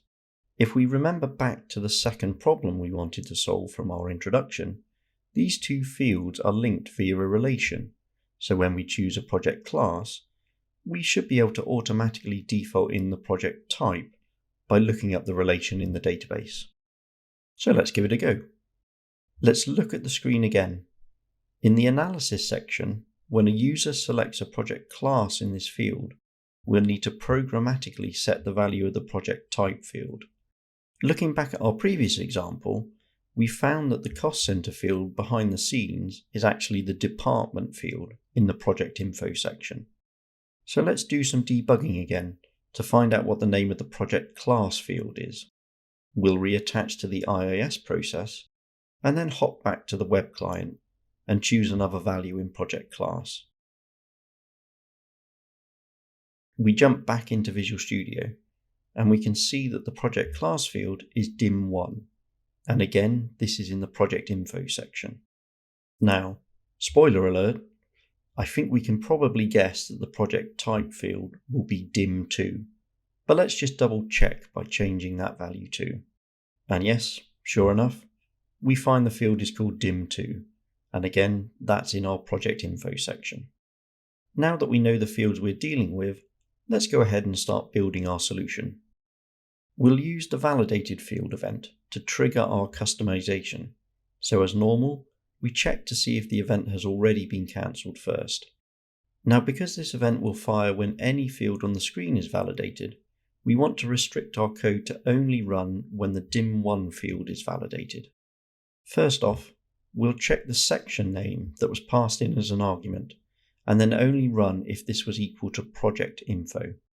Next, we'll add a case statement and check the field name that was passed in via the arguments, looking for dim1. We structure our code like this because in the future it's possible that we might want to add additional functionality to this customization that gets triggered when different fields on the screen are validated. And this way, we'll just need to add additional cases or if statements to handle these other fields, and we won't need to change the existing code for our dim1 field.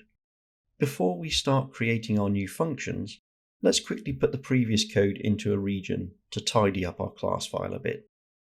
If we were spending more time on this, we'd probably look at moving the code to a different class, but for now, I'll just use a region to hide it so it doesn't distract us.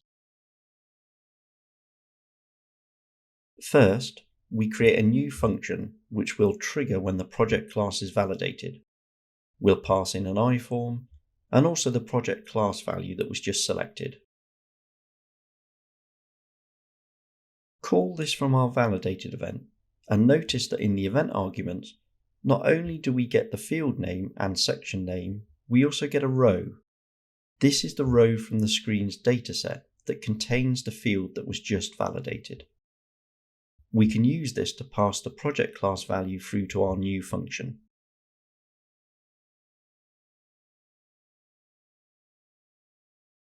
Jumping back to our new function, what we now need to do is get the corresponding project type value from the database.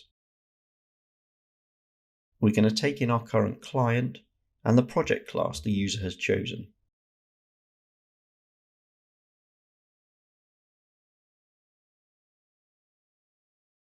But before we go much further, let's hop into SQL Management Studio and plan our lookup. Relation values are held in the AGL rel value database table. So let's get all the values in there for our client EN and the project class attribute, which is T4C1.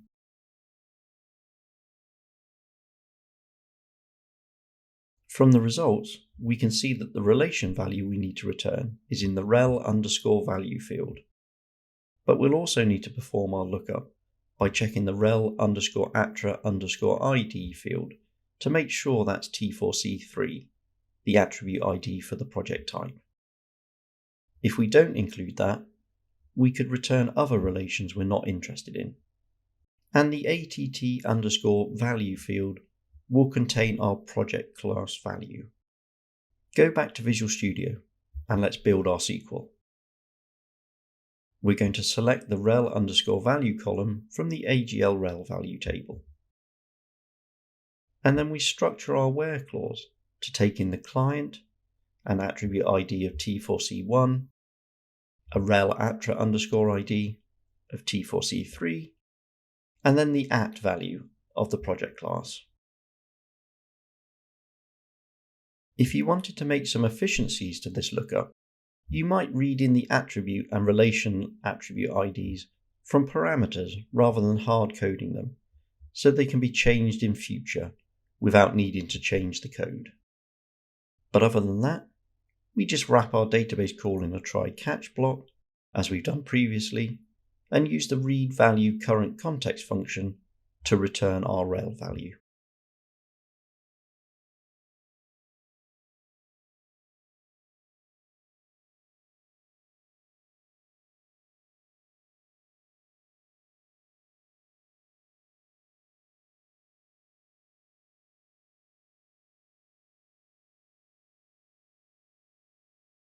Let's call this lookup function.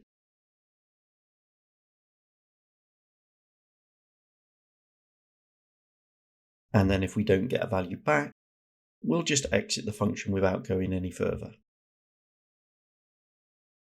Now we'll create a separate function that will actually update the project type field's value on the screen.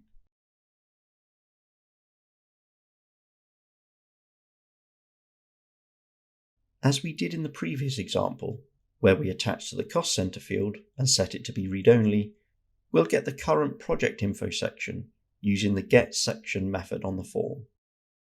But this time, we don't need to just manipulate the field on the screen, we actually need to set a value in the screen's dataset. We can check that the dataset is available, and then we'll check that the table corresponding to the project info section exists in the dataset. And you can see that the I section has a table name property. Finally, because we double check everything before we perform actions to try and avoid errors, we check to see if the corresponding data table has a row. Now let's get the field using the getField method against the I section, again as we did in the previous example. And finally, we check that we actually got a field back. So everything is ready for us to update the value on the screen, and we do this by setting the corresponding value in the screen's dataset using the table and field names from the I section and I field. In this situation, we know that this is a single field section, so it will have a single row in the data table, so we can just populate our value in row 0. There are exceptions to this, where a single field section may contain multiple rows, but we'll cover those in later courses. Now we could leave things there, and all should work fine. However, remember way back at the start of the course, where we talked about making sure our Act customization is a good citizen by adhering to things like the cancel flags on events, so we don't perform actions when we shouldn't. Well, in this instance, what if the core screen code or some other act is triggered by changing the value of this field? If we just set that value in the dataset, none of that other code would see that we've changed it. Or what happens if we put a value in that field that isn't actually allowed? Well, none of that will be picked up until validation happens on the save event. And really, it would be better to have that validation happen now, so that our population of this field programmatically is handled the same as if the user had updated the field themselves. To achieve this, we can call the validate method on the I field, and this will mimic the behavior of the user tabbing out of the field, triggering the validating and validated events on the screen. And that's it. Now we just call our update project type function. Now when a user tabs out of the dim1 field, the validated event will trigger. This will call our project class change function. That will then look up the related project type and automatically populate that value into dim2. So let's see it in action. We rebuild our project, perform an IIS reset, log back in and open up our project screen again. Now when we load our test project, we can still see our existing customization running and setting the cost center to be read-only, but if we choose a project class and tab out, you'll notice that the related project type is automatically populated into the dim2 field. Let's have a quick recap of some of the functionality we looked at in this real-world TopGen example. First up, TopGen events. When interacting with events, we should always use exception catching to ensure that any errors in our code are caught and can be shown to the user without crashing the screen. The level of detail shown in error messaging via the standard screens is often reduced by system settings, so although in our examples we just print the whole exception message to the screen, when deploying this into a production environment, you may want to be more restrictive around the type of error details you show to users. We should also always be checking to see if an event has already been cancelled or not, and only running our customization when it's appropriate. To check this, we can see if a cancel property exists in the event arguments. But we should also note that other useful data may be provided in these arguments, like the data row a validation event corresponds to. With database access, you should generally always use IStatements, as this will provide you with the option to run ASQL, meaning that your statements will be cross-platform and support SQL Server and Oracle. But also, IStatements support parameters, which can protect you from things like SQL injection issues, where you are passing in values to your statement that have been read in from a user's editable fields.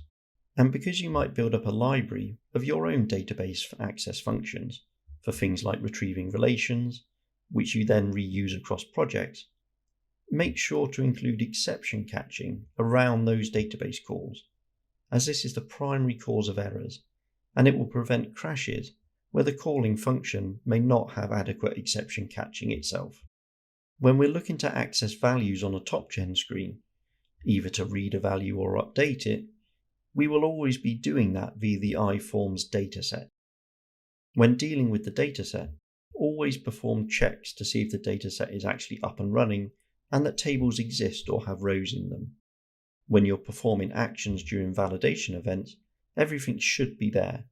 But if you start building customization that runs during initialize or other similar events, you might find that the dataset hasn't been fully created and could be null. In TopGen, forms are based on iSections that contain iFields or other iSections, and you can access these via the getSection method on the iForm and the getField method on the iSections themselves. You are able to manipulate the properties of sections and fields, making them read-only, hidden, or even changing a text field into a type ahead. But always remember to double-check that sections and fields exist before manipulating them, in the same way we check that database tables and fields exist in the dataset before performing actions on them. And finally, we built our example pretty quickly, and although everything works as expected, you might want to enhance some of the aspects to learn more about ACT. Some possible enhancements you could look at are preventing users from moving backwards through project stages, which would reopen the cost center field and make it editable for them. You could check the user details table and allow users who have certain roles, like system administrators, to still have access to change a cost center, even if it's read-only to other users. And now that we're pre-populating the dim2 field, maybe we should set it to be read-only, so the user can't change it.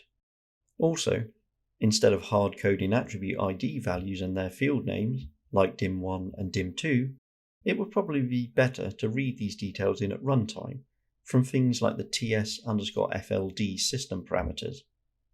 That way, if system configuration changes, you might not have to make any changes to your code. And finally, if you're feeling really adventurous, maybe have a look and see if you can implement the same functionality on the desktop client screen. On the desktop client, you'll be able to reuse the code for your database lookups, but you'll find that there are a completely different set of events to hook onto, and that there is no concept of a screen dataset.